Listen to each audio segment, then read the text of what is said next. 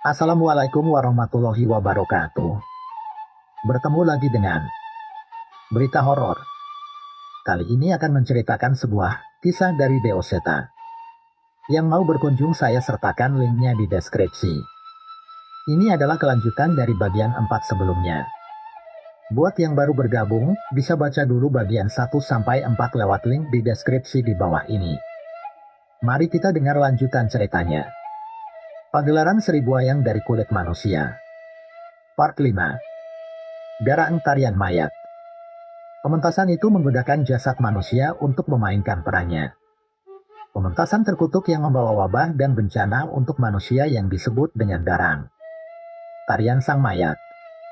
Adegan berpindah ke masa silam 100 tahun lalu di suatu desa di Jawa Timur, tahun 1920.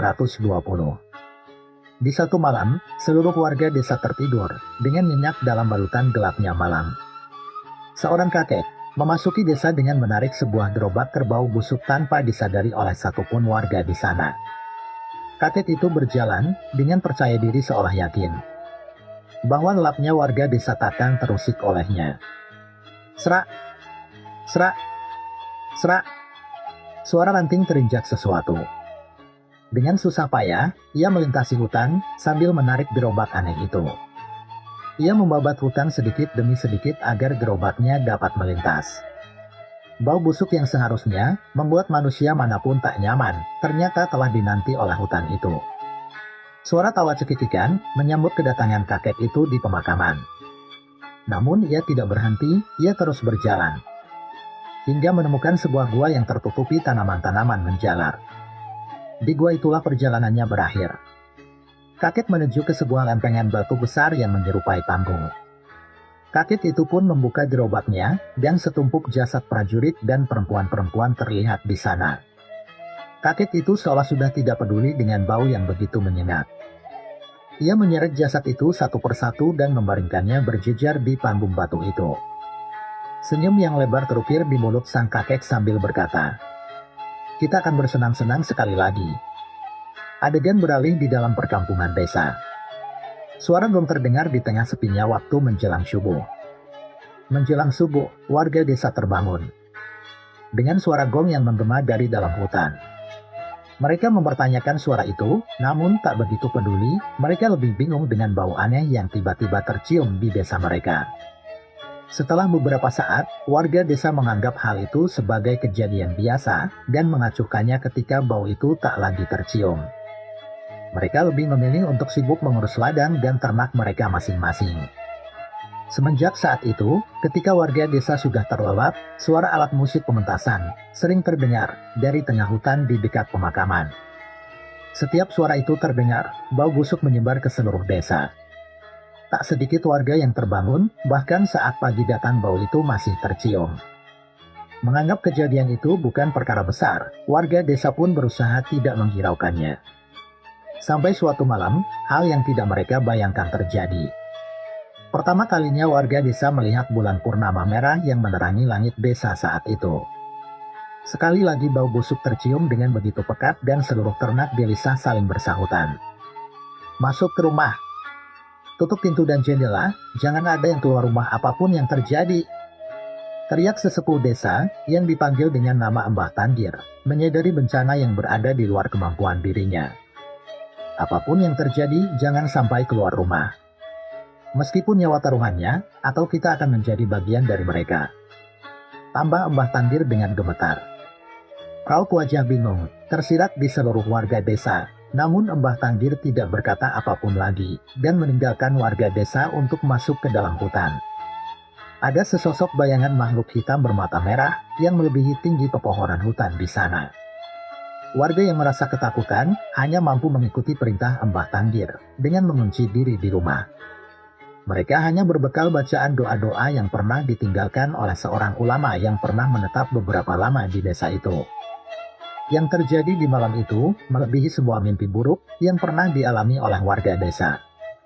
Langit memerah, suara gending yang begitu kelam terdengar bersamaan dengan bau bangkai menyengat yang menyelimuti desa. Tanah-tanah di sekitar mereka bergerak merespons suara itu.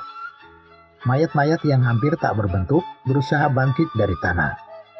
Satu persatu dari mereka bangkit memenuhi seluruh desa dengan wujud yang begitu mengerikan. Ini adalah pagelaran yang mereka nantikan. Sesuatu mengetuk mayat-mayat itu hingga bumi pun tak mau menguraikan jasadnya. Mereka terjebak dalam dua dunia, antara alam manusia dan akhirat. Mereka tidak bisa kemana-mana.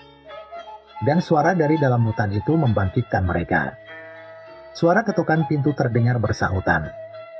Seorang ibu yang berusaha menahan takut dari kejadian itu mendengar suara dari arah pintu. Ia menduga mayat-mayat itu mencoba masuk ke dalam rumahnya. Ia buru-buru mencari benda berat untuk mengganjal pintunya, namun ternyata ia salah. Di pintu terlihat anak laki-lakinya berjalan dengan gelagat aneh seperti kesurupan dan menabraknya dirinya berkali-kali ke arah pintu. "Nak, kamu kenapa, nak?" jerit ibunya. Tak ada jawaban apapun dari sang anak, namun saat sang ibu mendekat untuk berusaha menghentikannya, anak itu menoleh dan terlihat mata sang anak mengalirkan darah, kulitnya begitu pucat, mulutnya tak henti meneteskan cairan hitam. Sang ibu terjatuh saking kagetnya melihat pemandangan mengerikan itu. Sementara sang anak tak peduli. Ia terus membenturkan tubuhnya ke pintu rumah. "Sudah, nak, sudah," mohon ibunya. Ibu itu menangis sambil berusaha meminta pertolongan. Sayangnya, di amben tempat suaminya tertidur, terlihat tubuh kaku suaminya yang terus melotot ke satu arah dan membuka matanya. "Bapak, Bapak."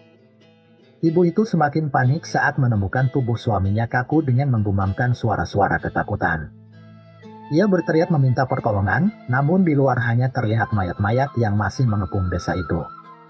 Ibu itu hanya bisa menangis sambil menahan anaknya untuk terus membenturkan diri di pintu. Suara serupa terdengar dari rumah lain. Mereka tak bisa berbuat apapun dan hanya bisa pasrah menerima apa yang menimpa anggota keluarganya. Lewat tengah malam, mayat-mayat dan pocong yang tidak sempurna yang bangkit dari tanah mulai menghilang masuk ke dalam hutan. Seorang bapak mencoba memberanikan diri untuk keluar. Ia terlihat khawatir dengan warga desa di sekitarnya. Sayangnya baru berjalan beberapa langkah, ia terhenti. Ia tak henti-hentinya menatap ke arah salah satu atap dan tiba-tiba matanya mengalirkan darah. "Maaf, saya minta maaf," ujar pria itu ketakutan. Pria itu pun terjatuh ketakutan dan buru-buru masuk kembali ke dalam rumahnya. Kejadian itu dilihat oleh warga-warga yang mengintip melalui jendela. Mereka benar-benar tidak mengetahui apa yang sebenarnya dilihat oleh pria itu. Semua yang mengintip dari jendela bergegas menutup gorden mereka rapat-rapat. Mereka tidak ingin bernasib sama seperti pria itu. Tak ada yang dapat mereka lakukan selain berdoa agar malam yang begitu panjang itu segera berakhir. Pagi pun datang. Cahaya matahari mulai masuk lewat celah-celah jendela. Saat itulah mereka baru berani mengintip keluar melalui jendela dan memastikan bahwa tak ada lagi mayat-mayat yang berkeliaran. Hilang ke hutan? Atau kembali ke dalam tanah lagi, tidak ada yang tahu. Yang mereka saksikan, seluruh tanah yang sebelumnya berantakan, karena mayat-mayat itu kini kembali bertumpuk membentuk gundukan-gundukan layaknya kuburan. Bau busuk yang mereka cium semalam masih tersisa di udara pagi itu. Warga desa pun sudah mulai berani keluar rumah mereka. Tolong anak saya," teriak seorang ibu. "Istri saya tidak bangun dari tidurnya, tolong," teriak warga lainnya. "Siapa saja, tolong," timpal warga lainnya lagi, bersahutan. Begitu banyak suara warga yang meminta pertolongan. Puluhan warga mengalami musibah di luar nalar. Penyakit aneh, kerasukan, tubuh yang kaku, hingga tak sadarkan diri. Pagi itu begitu kacau dengan suara tangisan warga. Srek, srek, srek, suara langkah kaki terdengar di jalanan. Dari jauh terlihat seorang kakek yang berjalan dengan lemah. Ia terhuyung-huyung seolah bisa jatuh kapan saja. Dan ternyata itu adalah Mbah Tanggir. "Mbah Tanggir," teriak salah seorang warga desa. Seorang yang mengenali sosok itu segera bergegas berlari menghampiri sosok yang memberanikan diri untuk masuk ke hutan itu semalam. Tepat saat mengetahui ada warga yang menghampirinya, Mbah Tanggir pun terjatuh. Warga bisa melihat Mbah Tanggir kembali dengan wujud yang mengenaskan. Jangan ada yang memasuki hutan itu. Pemakaman kuno adalah batas. Tinggalkan dan pergi dari desa ini jika kalian mampu. Ucap Mbah Tanggir gemetar. Mbah Tanggir berkata dengan lemas. Warga menyadari mata Mbah Tanggir tertutup dan bekas darah terlihat dari matanya. Kulitnya pun menghitam, dan dari tubuhnya tercium bau busuk yang sama seperti semalam. Apa yang sebenarnya terjadi, Mbah? Tanya warga desa. Hutan itu terpilih menjadi panggung pementasan bagi para lelembut. Pementasan pembuka untuk pementasan para jahanam yang tiap 100 tahun dilakukan. Ujar Mbah Tanggir dengan suara pelan. Suara kasakusuk warga terus terdengar merespon ucapan Mbah Tanggir. Jasad manusia menari-nari di sana. Mereka memainkan kisah tragis dan mempermainkan dosa manusia. Kutuk dan wabah mengiringi keramaian itu. Tambah Mbah Tanggir. Mbah Tanggir hanya mampu menjelaskan sejauh itu. Ia pun kehilangan kesadaran dan seluruh warga berusaha membawanya ke tempat aman untuk mengobatinya. Sebagian warga yang terkena wabah ada yang selamat, namun tak sedikit yang akhirnya meregang nyawa. Mbah Tanggir hanya mampu bertahan hidup selama 1 minggu sebelum akhirnya menghembuskan nafas terakhirnya. Namun, ia sempat bercerita tentang apa yang terjadi di gua terlarang itu. Inilah kisah yang diceritakan Mbah Tanggir sebelum meninggal. Ada pementasan terkutuk yang tidak boleh didatangi oleh manusia. Hanya mereka yang tak kasat mata dan yang sudah mati yang diizinkan untuk berada di sana. Siapapun yang menyaksikannya akan menjadi bagian darinya. Pementasan terkutuk yang membangkitkan mayat-mayat untuk menari dan berpesta. Roh, arwah, dan para dedemit menikmatinya. Mereka mempunyai satu tujuan. Tumbal bagi Tuhan mereka. Akan selalu ada wabah dan kematian setiap pementasan itu diadakan. Hanya mereka yang memasrahkan nyawanya pada Sang Penciptalah yang mungkin selamat. Mbah Tanggir melakukan ritual di pemakaman kuno pinggir hutan, memisahkan pementasan itu dengan batas desa, agar dampak dari pementasan itu tidak sampai ke desa. Namun, ia harus berhadapan dengan kutukan berbagai lembut yang membuatnya tak mampu bertahan. Hanya mereka yang memiliki keturunan asli warga desa itulah yang dapat sampai ke gua terlarang itu. Kelak mereka yang akan membawa orang-orang yang mampu menghentikan pementasan terkutuk itu untuk selamanya. Pementasan yang mereka sebut dengan nama Darang atau Tarian Mayat, demikianlah yang diceritakan Mbah Tanggir sebelum wafat. Adegan berpindah ke sekarang tahun 2020. Di Desa Murti dan Marni. Sudut pandang Danan. Darang atau Tarian Mayat. Aku tidak pernah mendengar nama pementasan seperti ini sebelumnya. Tapi dari cerita Murti dan Marni, pementasan ini adalah sesuatu yang terlarang yang tidak seharusnya dipentaskan di alam manusia. 100 tahun yang lalu ada seseorang yang mencoba menghentikan pementasan Darang. Ia mati dengan cara yang paling keji, hihihihihi, kalian juga akan bernasib sama, tawa Kitunjung. Belum sempat kami melakukan serangan balik. Suara gong menggema begitu keras dan memekakan telinga kami. Menyambut suara gong itu, tiba-tiba panggung batu itu kembali diisi oleh mayat-mayat yang mengenakan kebaya dan pakaian kain lusuh. Mereka melakukan gerakan-gerakan mengerikan mengikuti irama gending. Suara tembang dengan nada yang membuat kami merinding terdengar bersahutan dengan gending yang mengiringinya. Saat itu mataku terpukau.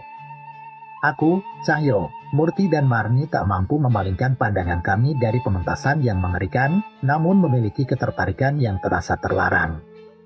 Semakin aku mengikutinya, semakin aku terserap dalam pesta mayat-mayat ini. Tanpa sadar, darah menetes dari mataku, Cahyo, dan yang lain. Aku ingin memalingkan wajah dari panggung terkutuk itu, namun itu semua begitu sulit. Tubuhku terasa semakin dingin, aku takut. Aku benar-benar takut. Dalam hati aku ingin terus berdoa, namun apa yang ditampilkan di panggung itu membuatku tak bisa memikirkan hal lain dengan benar. Tutup semua inderamu. Samar-samar terdengar suara yang berbisik di sekitarku. Suara, penglihatan, sentuhan. Tutup semua yang menuntunmu kepada hawa nafsu. Suara itu terdengar tenang seolah ingin menuntunku. Doa dan mantra hanya sarana untuk menyampaikan maksud hati dan pikiran kita kepada Sang Pencipta. Di tingkat yang lebih dalam, suara pun akan terdengar tanpa kau ucapkan. Kegelapan dan cahaya pun akan terlihat tanpa membuka mata. Tambah suara itu lagi yang terdengar di telingaku. Aku mulai memahami maksud suara itu. Kami tak mampu berpaling dari pementasan itu karena Ki Tunjung dan wayang mayatnya memainkan permainan yang memuaskan nafsu setiap indera manusia dengan cara yang tak bisa dibayangkan oleh manusia. Saat itu aku teringat bagaimana Bapak melatihku untuk tidak mengandalkan penglihatanku. Ia pun mengajarkanku melepas ketergantunganku pada tubuh manusia untuk bisa mencapai keikhlasan yang menuntun setiap doaku. Mungkin itulah yang dimaksud oleh suara itu. Aku pun memaksa menutup mataku yang berkubang darah. Sisa pikiranku kuarahkan ke kegelapan pekat yang membimbing ke dalam ketenangan. Suara gending dan pementasan itu perlahan mulai meredup dan hilang. Hawa dingin dan rasa sakit pun mulai tak lagi kurasakan. Hanya gelap dan hingga semua perasaanku pun mulai lenyap. Ini tenang. Namun sekaligus mengerikan. Bagus. Sekarang wujudkan doamu tanpa kata. Sampaikan hasratmu dengan hati, ujar suara itu lagi masih terdengar di telingaku. Saat itu, aku merasa semua doa-doa yang ingin kucapkan terbentuk menjadi sebuah rasa. Hasratku saat itu adalah keselamatan Cahyo, Murti, dan Murni.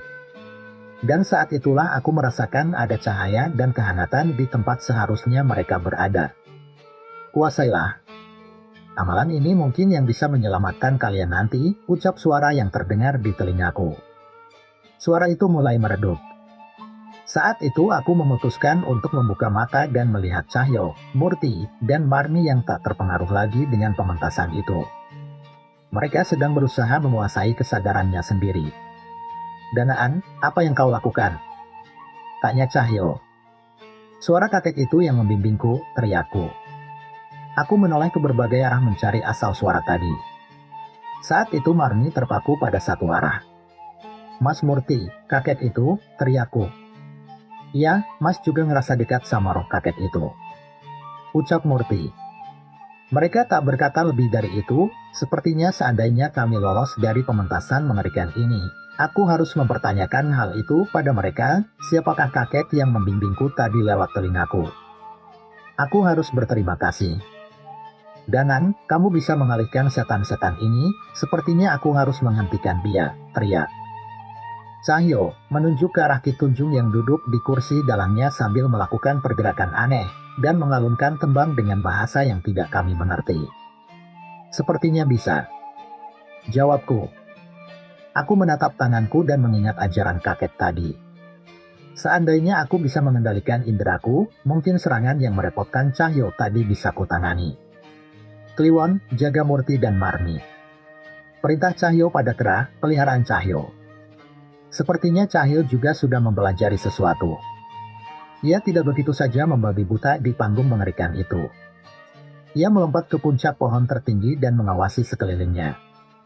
Cahaya bulan purnama saat itu menerangi Cahyo, namun yang terbiaskan adalah cahaya Wanasura yang merasuk dalam dirinya. Keberadaan Cahyo disadari oleh mayat-mayat hidup yang mengepungnya tadi. Mereka mengincar Cahyo, namun kali ini aku melemparkan keris Raga Sukma dan membuatnya menembus jantung mereka satu persatu. Kalian dikutuk, teriak Ki Tunjung.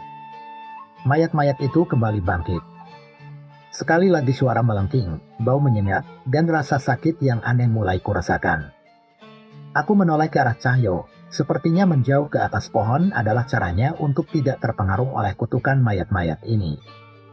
Aku percaya ia akan melakukan sesuatu, terlihat ia sedang memfokuskan dirinya pada sesuatu. Jika Bara bisa menggunakan wayangnya untuk mewujudkan Jogorawu, maka aku juga bisa mewujudkanmu sesaat dengan bayangan rembulan ini, Wanasura. Gumam Cahyo. Cahyo melibatkan sarungnya di leher, sambil menyatukan seluruh kesadarannya dengan Wanasura. Seketika biji mata Cahyo memerah, kedua taring menyeruak dari giginya, dan bulu putih halus mulai tumbuh. Suara kera terdengar sangat marah.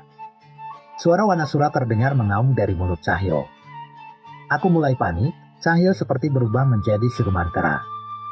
Dan wujudnya begitu mengerikan, namun ia bergumam dan tetap berada di atas pohon itu. Trak! Trak! Suara batu pecah terdengar. Panggung batu itu tiba-tiba hancur. Aku menoleh dan sosok bayangan hitam berwujud Wanasura berdiri bagai raksasa yang ingin melumat pertunjukan itu. Brengsek! Bagaimana makhluk sakal ini bisa ada di sini? Ternyata kalian bukan manusia biasa. Ki Tunjung merasa menyesal meremehkan kami. Bayangan Wanasura itu mengamuk, ia menumbangkan pepohonan untuk menghalangi pementasan yang akan diulang itu. Namun Ki Tunjung tidak diam. Dok dok. Dok dok dok, suara gedokan wayang terdengar dipukul-pukul. Ia memukul dodogan dan menoleh ke arah demit yang sedari tadi hanya menonton pementasan. Siapa yang ingin menonton, harus ikut membunuh manusia-manusia yang tidak diundang, teriak Ki Tunjung. Saat itu seketika setan-setan yang berkumpul menyaksikan pementasan darang itu mengincar kami. Roh-roh yang merasuk mayat di panggung berpindah merasuk ke tubuh Ki Tunjung dan membuat kekuatan hitam menyelimuti tubuhnya. Tubuhnya membesar dengan kulit-kulitnya yang robek. Matanya tak lagi terlihat seperti mata manusia. Aku hampir panik dengan situasi ini, namun sekelebat ada selendang yang melayang di antara setan-setan itu. Ada sedikit bau yang kukenal dari benda itu. Sebelum setan-setan itu sempat menyerang kami, aku membuka sebuah botol kecil yang pernah diberikan Gama padaku. Bau itu adalah bau yang sama dengan wangian yang diwariskan Ki Langsamana pada Gama. Bau itu menyebar ke sekitar kami dan membuat roh-roh di sekitar kami mulai tenang. Wangi sang ulama. Gumam Marni. Aku menoleh ke arah Marni. Seperti yang kuduga. Sosok ulama yang pernah meruat desa ini adalah Ki Langsamana. Tak kusangka, walau hidup di zaman yang berbeda ia tetap menolong kami. Bau ini. Harusnya ulama keparat itu sudah menghilang, sudah mati. Umpat Ki Tunjung. Mati? Kalianlah yang sudah mati. Walau tubuh kalian bisa bangkit berkali-kali, tak ada sesuatu pun yang hidup dari kalian berbeda dengan Ki Langsamana, walaupun jasadnya sudah tiada. Amal, ilmu, kebaikan, dan peninggalannya masih membuatnya terus hidup. Teriak Cahyo Denat geram. Saat itu dua kekuatan besar beradu di panggung yang mulai runtuh itu. Wanasura dan Ki Tunjung yang dirasuki roh mayat-mayat itu mengamuk. Brak, brak, suara panggung runtuh terdengar. Saat roh-roh dan setan di sekitar desa ini mulai tenang dan menghilang perlahan, aku memilih untuk melindungi Marni dan Murti. Kini hanya kekuatan besar itu yang bertarung. Bayangan Wanasura dan Ki Tunjung. Sudah selesai, tenang saja, ucapku menenangkan Marni dan Murti. Tapi Ki Tunjung masih begitu mengerikan, ucap Murti. Ketika wujud Wanasura sudah muncul di alam ini, mau ratusan makhluk merasuki Ki Tunjung pun Wanasura tidak akan kalah. Ucapku menenangkan Murti dan Marni. Bukan tanpa alasan. Yang mengerikan dari Ki Tunjung adalah caranya mementaskan darang yang begitu mematikan. Tapi dalam pertarungan, aku lebih percaya dengan kemampuan Cahyo dan Wanasura. Bayangan Wanasura menghantam tubuh Ki Tunjung. Ia tidak menyerang fisiknya, sebaliknya ia menarik satu persatu roh yang merasuki Ki Tunjung dan menghabisinya dengan buas. Ia menggigit roh itu, membantingnya, melumatnya hingga tubuh Ki Tunjung berangsur-angsur kembali ke wujud aslinya. Kala itu wajah Ki Tunjung terlihat pucat. Ia panik dan mulai menjaga jarak dari Wanasura. Cahyo yang menyadari maksud Ki Tunjung bergegas memerintahkan Wanasura untuk menghabisi dalang terkutuk itu. Sial, Ki Tunjung yang kehabisan tenaganya terseok-seok di tanah.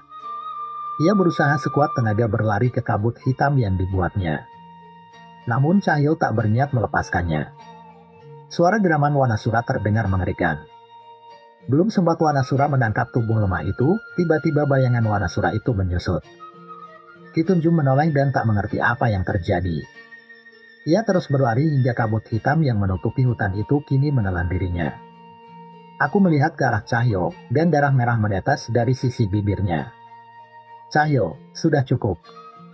Teriakku yang segera berlari ke arah pohon yang dinaiki Cahyo.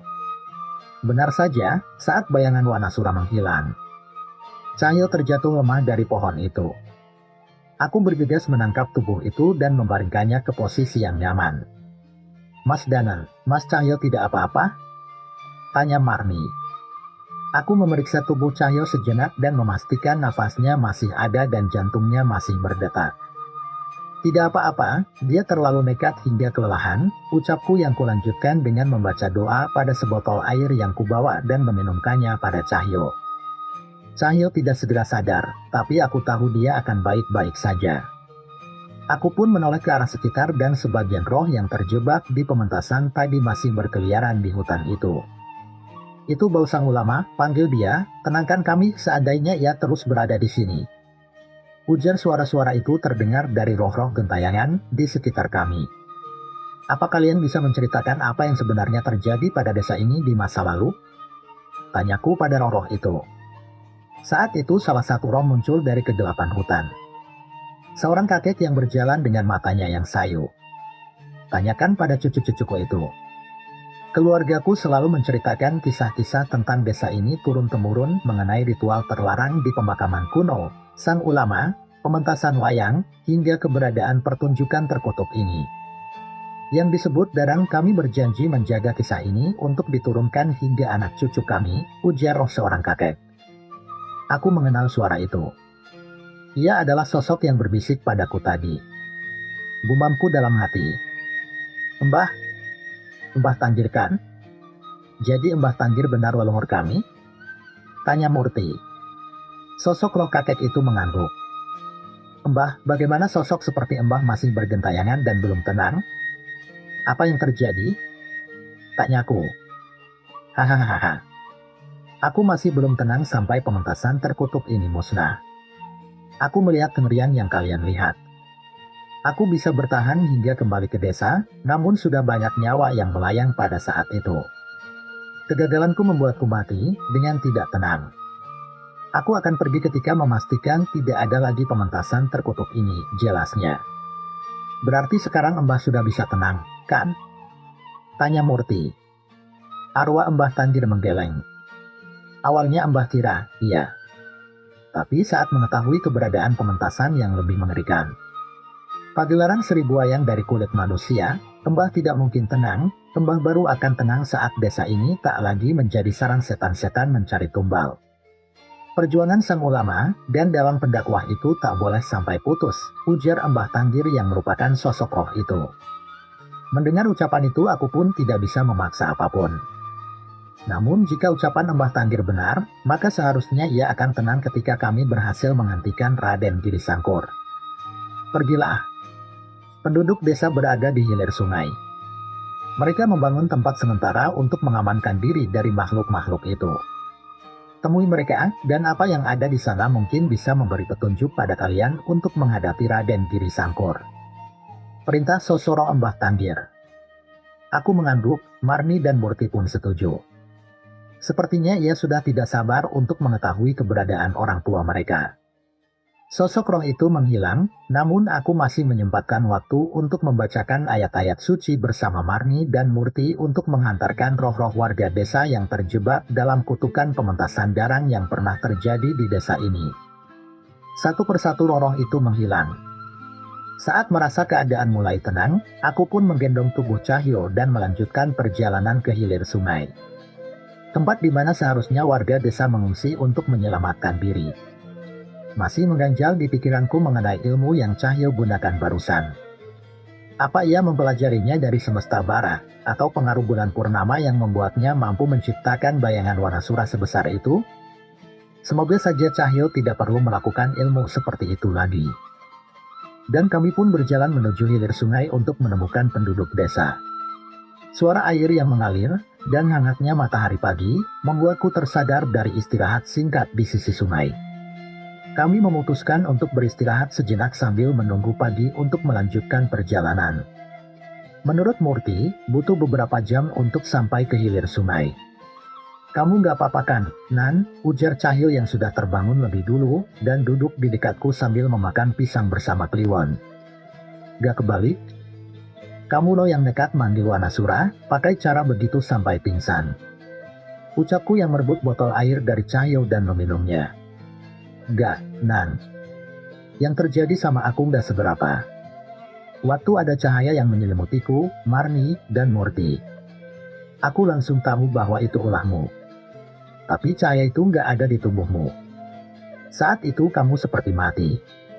Jelas Cahyo. Menurut Cahyo, ia melihat warna kulitku memucat, bibirku menghitam, dan ia tak merasakan aura kehidupan pada tubuhku. Itu jauh berbeda dibanding saat kamu Meraga Sukma meninggalkan tubuhmu. Tabah Cahyo. Kamu bercanda, Cahyo. Gak begitu kok.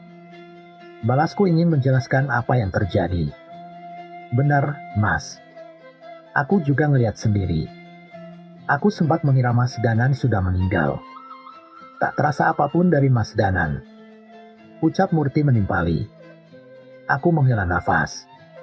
Sepertinya aku harus menjelaskan semua agar mereka tidak khawatir. Saat itu aku sedang melepas semua panca indraku, Cahyo. Fase di mana hal duniawi tak menyentuh batin, dan doa bisa tersampaikan tanpa kata. Itulah caraku memohon perlindungan pada Tuhan untuk melindungi kalian. Jelasku. Aku mulai mengerti setelahnya, Danan. Tapi tetap saja, harusnya kamu sadar.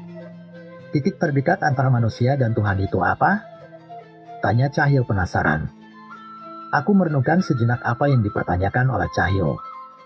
Doa adalah cara kita semakin dekat dengan Sang Pencipta. Namun aku yakin Cahyo punya maksud lain. Kematian, Danan, kamu ada di titik di mana doa tersampaikan tanpa kata. Seluruh indera di tubuhmu tak lagi mengganggu keintimanmu. Sedikit saja kamu melakukan kesalahan, kamu nggak lagi ada di sini, Danan. Ucap Cahyo menjelaskan. Aku terkejut mendengar penjelasan Cahyo. Apa separah itu keadaanku saat itu? Itu bukan ilmu ataupun ajian. Itu adalah amalan sakral dari puncak spiritual manusia. Aku yakin, kita belum pantas berada di titik itu.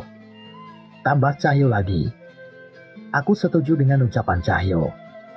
Saat mengetahui keadaanku saat itu dari Cahyo, aku merasa titik yang ku capai saat itu adalah sesuatu yang tak bisa kulakukan seenaknya. Itu bukan mantra leluhur Sambara, bukan juga ajian yang diturunkan Bapak.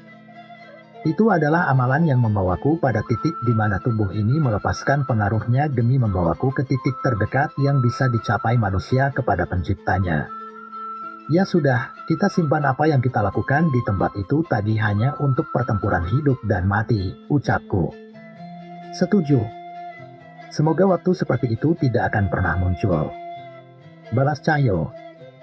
Saat matahari mulai menerangi hutan dengan sempurna, kami pun memulai perjalanan lagi. Hutan di pinggir sungai tidak sekelam hutan di sekitar pemakaman kuno dan gua keramat itu. Kami masih melihat beberapa hewan hutan dan menemukan buah dan biji-bijian sepanjang perjalanan. Setelah hampir seharian berjalan, kami melihat asap yang mengepul di salah satu sudut hutan. Kami menebak ada yang membuat api unggun atau membakar sesuatu di sana. Itu adalah arah hilir sungai tempat para penduduk desa mengungsi. Kami mempercepat langkah kami untuk mencapai arah itu, dan mulai mendengar suara-suara dari arah sana. Marni, Murti, teriak seorang pria yang tengah mencari kayu bakar menyadari kedatangan kami. Alhamdulillah. Kalian kembali? Kalian selamat? Ucap pria itu. Mas Gagat. Tanya Murti. Murti menyadari sosok yang menyapa mereka. Ia pun berlari menghampiri orang itu dan memastikannya.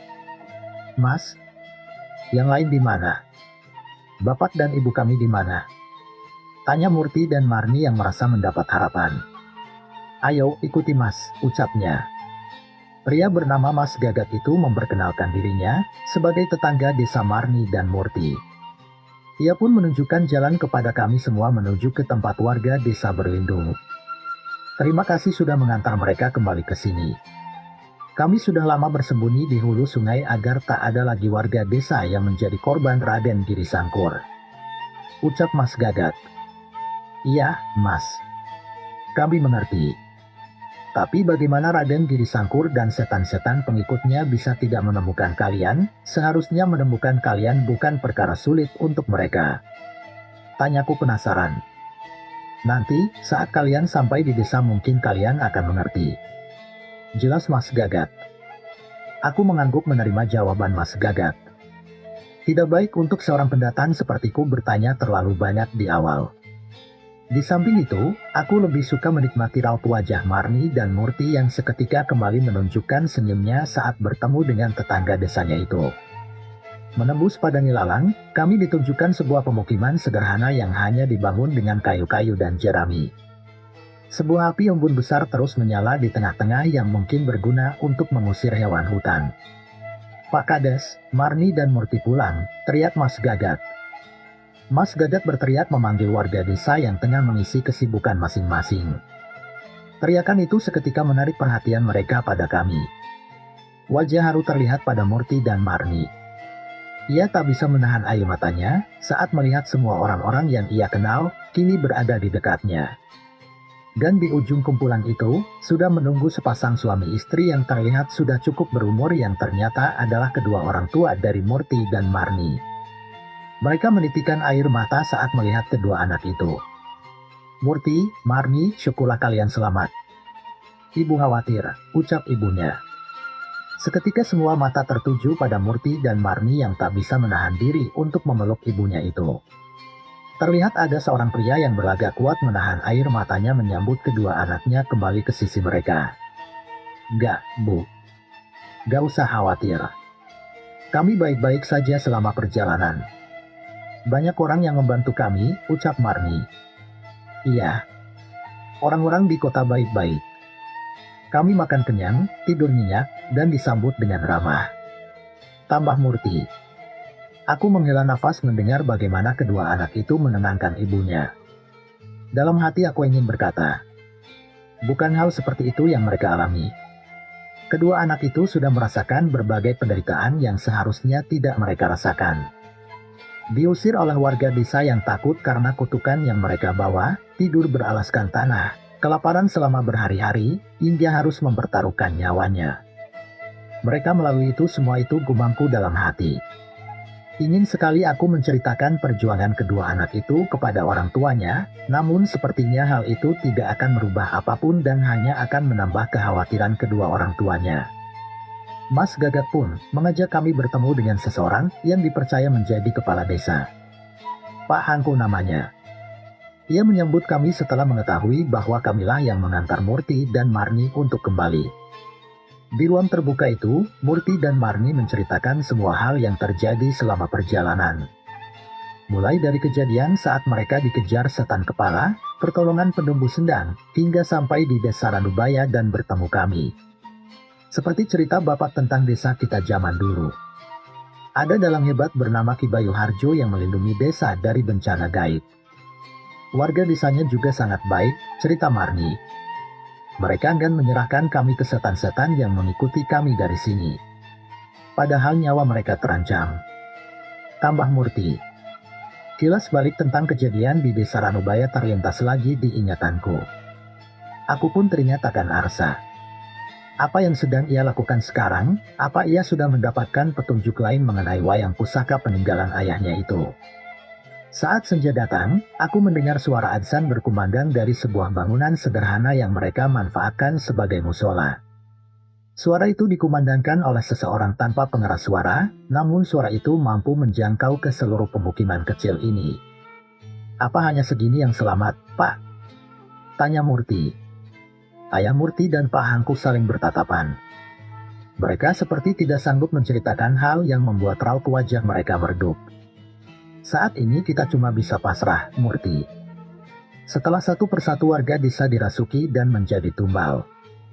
Kami menemukan cara untuk bersembunyi di tempat ini, sayangnya tempat persembunyian ini pun tidak bisa menolong kita dari kutukan darah desa tumbal. Tepat pada hari ke-100, pagelaran 1000 wayang dari kulit manusia akan diadakan, dan kita semua akan menyusul teman-teman kita yang telah pergi lebih dulu. Ucap Pak Hangku. Aku melihat Cahyo mengepalkan tangannya menahan emosinya. Aku masih tidak percaya bahwa ikatan darah bisa membawa kutukan hingga seperti ini. Mas Danan dan Cahyo sudah menghancurkan pementasan darang di Gua Keramat. Kita pasti bisa selamat. Marni mencoba menceritakan apa yang terjadi semalam. Apa itu benar? Tanya Pak Hangku. Kami berdua mengangguk. Syukurlah, mungkin kita bisa kembali lagi ke desa setelah ini, ucap Ayah Murti. Sayangnya, pementasan darang hanya sarana mereka untuk mencari tumbal. Tapi pagelaran terkutuk yang sebenarnya baru akan terjadi di hari ke-100. Di purnama berikutnya. Lanjut Pak Hangku. Aku mulai mengerti setelah mendengar semua cerita dari Pak Hangku. Ternyata walaupun sudah meninggalkan kepercayaan dan ritual terlarang, warga desa ini masih dikutuk oleh sesuatu yang tidak pernah mereka sangka. Leluhur mereka pernah melakukan perjanjian yang mereka sendiri tidak mengerti, di mana seluruh keturunan yang mewarisi darah leluhur desa ini akan menjadi persembahan untuk ritual keramat di pagelaran seribuayan dari kulit manusia. Saat waktunya tiba, bukan setan-setan pengikut Raden Giri Sangkur yang akan menjemput kami, melainkan darah kami sendiri yang akan menyerahkan kami sebagai persembahan. Jangan khawatir, kami akan menghentikan pagelaran itu. Kedatangan kami mengantar mereka Marni dan Murti adalah demi mendapat petunjuk untuk menghentikan pagelaran itu, Pak. Jelasku. Benar, Bu. Mas Danan, Cahyu dan teman-temannya sudah menemukan tempat pementasan itu. Mereka pasti bisa menyelamatkan kita. Marni mencoba memberi harapan pada warga desa. Saat langit semakin gelap, tiba-tiba Cahyu meninggalkan tempatnya duduk dan memandang ke sekitar. Ia menyadari akan datangnya sesuatu yang mengelilingi tempat ini. Kabut? Gumam Cahyo. Benar, Mas. Kabut inilah yang melindungi kami dari setan-setan pengikut Raden Giri Sangkur itu. Jelas, Mas Gagat. Aku mencoba menerima penjelasan dari Mas Gagat itu, tapi di saat yang bersamaan aku merasakan hal yang janggal. Sepertinya hal itu dirasakan juga oleh Cahyo. Ini bukan kejadian alam. Ada sosok yang mengendalikan kabut ini, ucap Cahyo cemas. Yang benar, Mas, ucap Murti. Aku bingung untuk menjelaskan kepada mereka. Warga desa menganggap kabut ini melindungi mereka, namun ada kekuatan mengerikan yang terikat dengan kabut ini. Mereka aman sampai purnama berikutnya. Sang penguasa kabut ini ingin bertemu dengan kalian. Suara bisikan itu terdengar lagi. Itu suara Mbah Tanggir. Aku menoleh ke salah satu sisi dan melihat Mbah Tanggir sudah menanti di ujung hutan. Aku memberi isyarat pada Cahyo dan sepertinya ia bisa mengerti maksudku. Maaf, sepertinya kami sudah mendapat petunjuk atas kedatangan kami. Ada yang harus kami lakukan. Ucapku mencoba untuk pamit dari perbincangan yang seharusnya menjadi panjang itu. Mas Danan mau kemana? Tanya Marni. Aku mengelus kepala Marni agar ia tidak khawatir. Mbah Tanggir ngajak Mas Danan dan Mas Cahyo jalan-jalan. Katanya kalian akan aman di sini, tenang saja. Ucapku. Iya, setelah ini habiskanlah waktu kalian sebaik mungkin bersama ibu dan bapak. Jangan khawatir dengan kutukan 100 hari itu. Kami gak akan ngebiarin itu terjadi. Tambah Cahyo. Masih terlihat wajah bingung di muka Pak Hanku dan yang lain, namun kami menjelaskan ada laku yang harus kami lakukan di hutan yang akan ditunjukkan oleh Mbah Tanggir. Murti dan Marni membantu kami menjelaskan hingga mereka pun mulai memahami. Kami pun pamit dan berlari kecil ke arah Mbah Tanggir. Dalam wujud rohnya ia melayang ke arah kabut yang semakin pekat. Tak kusangka mereka mengenali kalian, ucap Mbah Tanggir. Mereka itu siapa, Mbah? Apa hubungannya dengan kami? Tanyaku. Hahaha, bagaimana menjelaskannya ya? Saya sendiri juga bingung, tapi mereka merasa senang saat mengetahui kedatangan kalian. Mereka adalah sahabat dari orang yang sangat kalian kenal. Yang bernama Bisma Sambara, ucap Mbah Tanggir yang berwujud roh itu. Bersambung part 6. Nantikan cerita berikutnya. Terus ikuti channel Berita Horor. Jangan lupa subscribe, share, komen dan nyalakan tanda loncengnya. Supaya tidak ketinggalan cerita-cerita dari Berita Horor. Sehat selalu dan berkah. Wassalamualaikum warahmatullahi wabarakatuh.